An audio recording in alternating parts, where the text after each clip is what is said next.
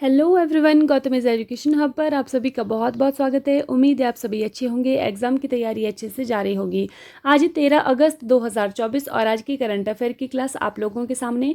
Class शुरू करने से पहले आप लोगों से छोटी सी रिक्वेस्ट, अगर आप लोग चैनल पर नए हैं तो प्लीज़ चैनल को सब्सक्राइब कीजिएगा, वीडियो अच्छी लगे तो लाइक कीजिएगा और ज़्यादा से ज़्यादा शेयर कीजिएगा। आपको व्हाट्सएप ग्रुप का लिंक डिस्क्रिप्शन में मिल जाएगा, वहाँ से अगर आप लोग ज्वाइन होना चाहते हैं और डेली PDF आप लोगों को चाहिए तो डिस्क्रिप्शन से आप लोगों को लिंक मिल जाएगा, वहाँ से आप व्हाट्सएप ग्रुप में ज्वाइन हो सकते हैं। ठीक है, आइए अब हम चलते हैं हमारे पहले क्वेश्चन की तरफ। विश्व हाथी दिवस किस दिन मनाया जाता है? ऑप्शन है 9 अगस्त, 10 अगस्त, 11 अगस्त या फिर 12 अगस्त। सही आंसर हमारे पास होने वाला है ऑप्शन नंबर डी, 12 अगस्त को मनाया जाता है। ठीक है, अगर हम बात करें कि जो पहला विश्व हाथी दिवस कब मनाया गया था तो ये 12 अगस्त 2012 को मनाया गया था। ठीक है, देखिए हाथी जो टास्क फोर्स की सिफारिश पर भारत सरकार ने 2010 में हाथी को अपना राष्ट्रीय विरासत जो पशु है वो घोषित किया। ठीक है, ये क्वेश्चन एग्जाम में आ सकता है। ठीक है, कि हाथी को जो है वो राष्ट्रीय विरासत पशु कब घोषित किया गया था, तो इसका सही आंसर होने वाला है हमारे पास 2010। ठीक है, और हाथी को जो भारतीय वन्यजीव संरक्षण अधिनियम 1972 है उसकी अनुसूची 1 में शामिल किया गया था, और अनुसूची 1 में शामिल किसी भी जानवर को पूर्ण सुरक्षा प्राप्त है। ठीक है, अब अगर बात करें कि जो प्रोजेक्ट एलिफेंट है वो कब लॉन्च किया गया था, तो प्रोजेक्ट एलिफेंट जो है वो 1992 में लॉन्च किया गया था,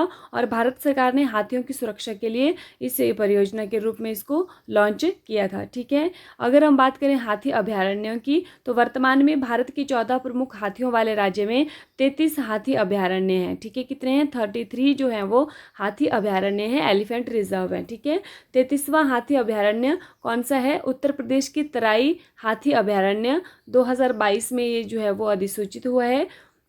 और पहला अगर हाथी अभयारण्य की हम बात करें तो झारखंड का सिंहभूम हाथी अभयारण्य जो कि 26 सितंबर 2001 को अधिसूचित किया गया था। ठीक है, तो इस क्वेश्चन के बारे में इतनी इंपॉर्टेंट बातें आप लोगों को नोट करके रखनी है। क्वेश्चन नंबर 2 है, मित्र शक्ति किस प्रकार का सैन्य अभ्यास है? ऑप्शन हैं थल सेना अभ्यास, वायु सेना अभ्यास, नौसेना अभ्यास या फिर इनमें से कोई नहीं। सही आंसर हमारे पास होने वाला है ऑप्शन नंबर ए, थल सेना अभ्यास। ठीक है, मित्र शक्ति की यहाँ पर बात हो रही है। मित्र शक्ति जो युद्ध अभ्यास है वो थल सेना युद्ध अभ्यास है। ठीक है, और किन देशों के बीच में होता है ये भी जानना जरूरी है। तो ये जो थल सेना अभ्यास है ये भारतीय सेना और श्रीलंकाई सेना के बीच में होता है।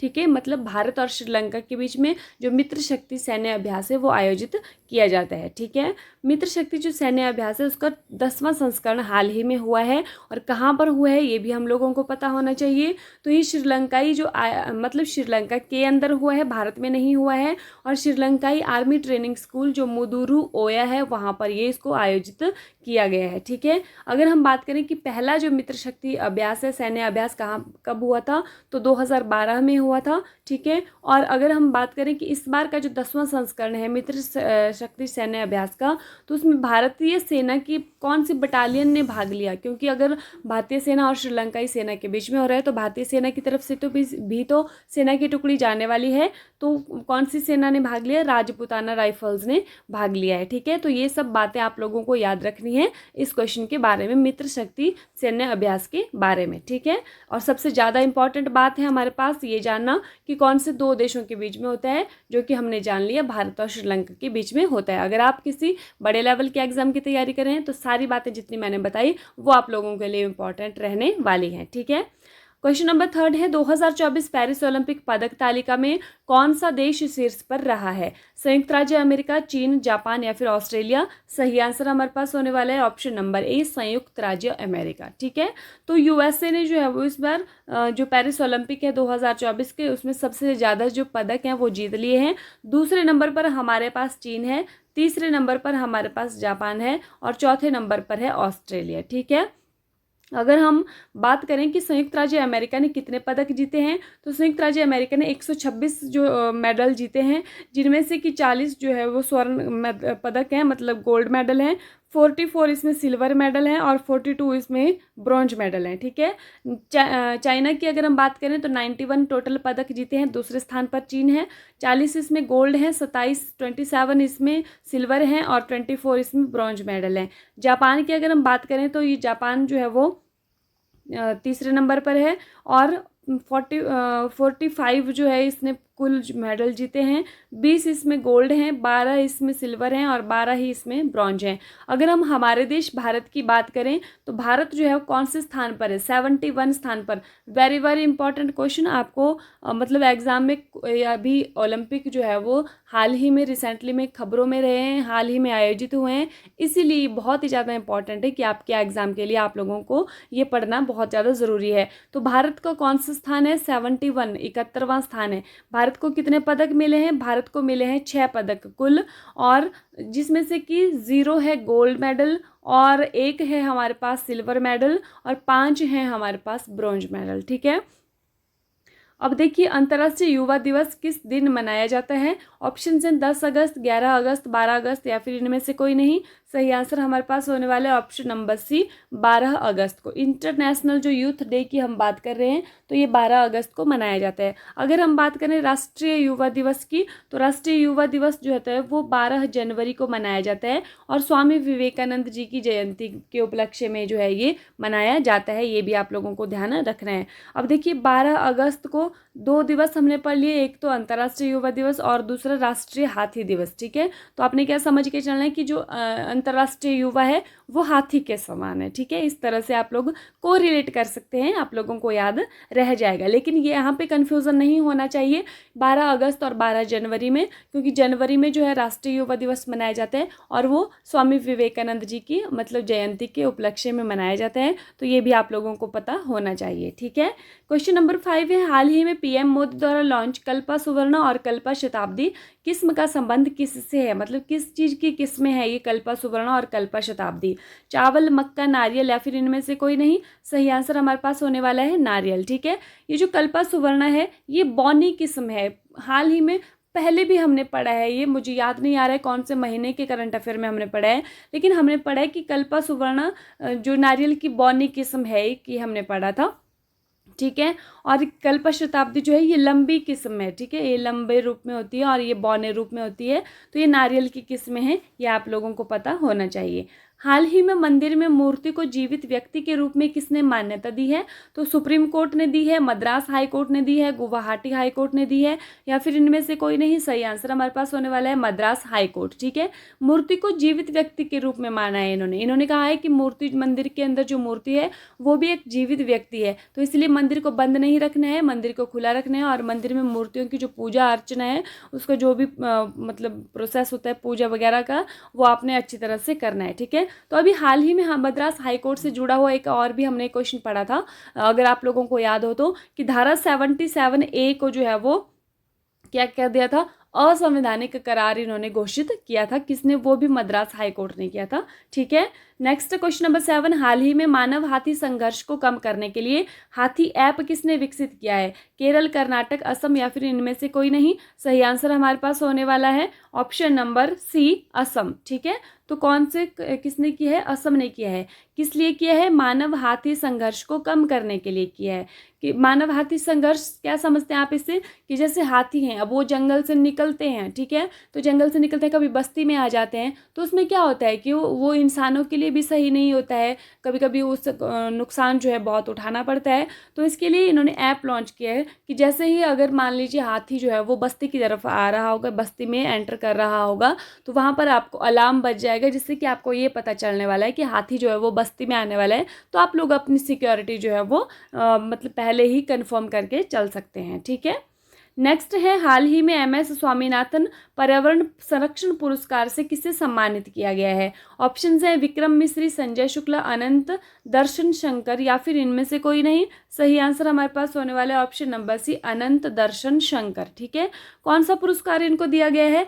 MS स्वामीनाथन पर्यावरण संरक्षण पुरस्कार से इनको सम्मानित किया गया है। ठीक है, अगर आप लोग जानते हैं कि MS स्वामीनाथन जी का बहुत बड़ा नाम है तो कहाँ आपने सुना है ये? MS स्वामीनाथन जी जो है वो हरित क्रांति के जनक हैं भारत में, ये भी आप लोगों को पता होना चाहिए। ठीक है, और MS स्वामीनाथन जी को जो है वो अभी 2024 में जो ये भारत रत्न है इससे भी सम्मानित किया गया है। MS स्वामीनाथन जी का नाम भी उसके अंदर है, जो 5 लोगों को मिलने वाला है उसमें MS स्वामीनाथन जी का भी नाम है। ठीक है, हाल ही में देश का पहला राइस एटीएम कहाँ पर लॉन्च हुआ है? झारखंड, ओडिशा, असम या फिर इनमें से कोई नहीं।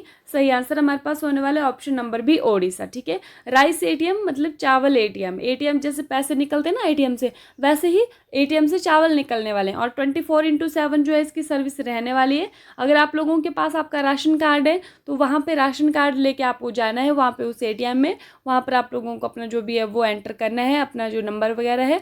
ठीक है, तो वहाँ पर आप लोगों को जितने भी राशन आप लोगों को डिपो में मिलता है, ठीक है, राशन की दुकान में जितना चावल आपको मिलता है तो वहाँ पर उतना चावल आप लोगों को मिल जाएगा। ठीक है, और 5 मिनट में 50 किलोग्राम चावल जो है वो आप लोगों को मिल जाने वाला है। नाम क्या है इसका? इसका नाम है अन्नपूर्ति अनाज एटीएम। ठीक है, और उड़ीसा मंचेश्वर के अंदर ये लॉन्च किया गया है। ठीक है, क्वेश्चन नंबर 10 है, हाल ही में चर्चा में रहे देश के तीसरे सबसे बड़े टाइगर रिजर्व गुरु घासीदास तमोर पिंगला का संबंध किस राज्य से है? ऑप्शंस है राजस्थान, मध्य प्रदेश, छत्तीसगढ़ या फिर इनमें से कोई नहीं। सही आंसर हमारे पास रहने वाला है ऑप्शन नंबर सी, छत्तीसगढ़। ठीक है, हम किसकी बात कर रहे हैं? टाइगर रिजर्व की बात कर रहे हैं और भारत के तीसरे सबसे बड़े टाइगर रिजर्व की बात कर रहे हैं। तो अभी देखिए इसको जो है वो आधिकारिक रूप से मान्यता नहीं मिली है, लेकिन अभी क्या किया गया है, इसको जो है वो घोषणा की गई है कि ये तीसरा जो है वो सबसे बड़ा टाइगर रिजर्व होने वाला है। ठीक है, तो अगर ये बन जाता है टाइगर रिजर्व तो ये तीसरे नंबर का होने वाला है। ये आप लोगों को ध्यान रखना है और बहुत ज़्यादा इंपॉर्टेंट है, आपके एग्जाम में पूछा जा सकता है। तो नाम क्या है इसका? गुरु घासीदास तमोर पिंगला। और कौन से राज्य में है? छत्तीसगढ़ राज्य के अंदर है। ये भी आप लोगों को ध्यान रखना है। ठीक है, अभी देखिए अगर हम बात करें ये तीसरा बनने वाला है तो पहला और दूसरा कौन है? भारत का पहला अगर बात करें तो श्री नागार्जुन सैलम जो कि आंध्र प्रदेश के अंदर है, वो भारत का सबसे बड़ा टाइगर रिजर्व है। ठीक है, पहला सबसे बड़ा टाइगर रिजर्व। और दूसरे की अगर हम बात करें तो मानस टाइगर रिजर्व असम आता है इसमें। और तीसरे नंबर का ये होने वाला है अगर ये बन जाता है तो। ठीक है, अब देखिए अगर हम बात करें जो कि प्रोजेक्ट टाइगर है वो कब लॉन्च हुआ था? 1973 में। ठीक है, और टाइगर मैन ऑफ इंडिया हम किसको बोलते हैं? राकेश सांखला जी को बोलते हैं। ठीक है, और बर्ड मैन ऑफ इंडिया हम किसको बोलते हैं? बर्ड मैन ऑफ इंडिया हम बोलते हैं सलीम अली को। ये भी आप लोगों को ध्यान रखना है। अब है कल की क्लास का रिवीजन। इस बार भारत कौन सा स्वतंत्रता दिवस मनाएगा? तो याद कीजिए 78 नंबर का मनाने वाला है। ठीक है, इस बार घर घर तिरंगा अभियान का कौन सा संस्करण है? तो तीसरा संस्करण जो है वो आयोजन हुआ है। ठीक है, नेक्स्ट है हाल ही में कवच 4.0 किसके द्वारा शुरू किया गया है? ये भारतीय रेलवे के द्वारा शुरू किया गया है। हर वर्ष नागासाकी दिवस जो है वो कब मनाया जाता है? तो ये 9 अगस्त को मनाया जाता है। ठीक है, जिसमें कि परमाणु बम फेंका गया था जिसका नाम था फैटमैन। ठीक है, और लिटिल बॉय वो कहाँ पर? वो हिरोशिमा के अंदर फेंका गया था और 6 अगस्त को हिरोशिमा दिवस मनाया जाता है। ठीक है, हाल ही में किस राज्य के पूर्व मुख्यमंत्री बुद्धदेव भट्टाचार्य का निधन हुआ है?